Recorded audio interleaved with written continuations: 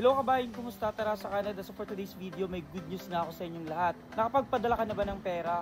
Pwes, eto na. Isa lang ang pinagkakatiwalaan namin dito sa Canada. At yan nga, Smiles Mobile Remittance. Kung saan mas pinadali at mas pinabilis na ang pagpapadala ng pera sa Pilipinas. Paano? Eto nga kabayan. Gamit nga ang dalawang paraan ng pagla-load at yan nga ang in-app e-transfer at classic e-transfer. Mabilis ka na makapagpapadala sa Pilipinas ng iyong pinaghirapang pera. Una na nga dyan ang in-app e-transfer kung saan ang una yung gagawin kabayan. Buksan ang inyong Smiles application at pumunta lamang kayo sa load. Ilagay yung amount at piliin yung in-app e-transfer. Basahin ang instruction at ilagay yung inyong bank. Ilagay ng inyong online bank at piliin ang send now. Para naman sa gumagamit ng Neo Financial at sa mga kababayan natin nandito sa Quebec na gumagamit ng Desjardins, para sa inyo ang classic e-transfer.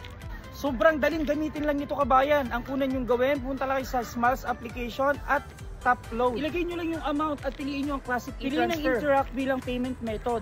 Buksan ang inyong online bank at mag-login. At syempre sundin ang Pay Simply instruction para makumpleto ang iyong transfer. At huwag nga pala kabayan, itong Pay Simply ay bagong partner ng Smiles na mas pinabilis at pinadali ang paglo-load. Kung hindi ka pa nakapag-Smiles Mobile Remittance, mag-Smiles Mobile Remittance ka na kabayan dahil sulitan yung pagpapadala, napaka-consistent na kanilang rate, laging mataas.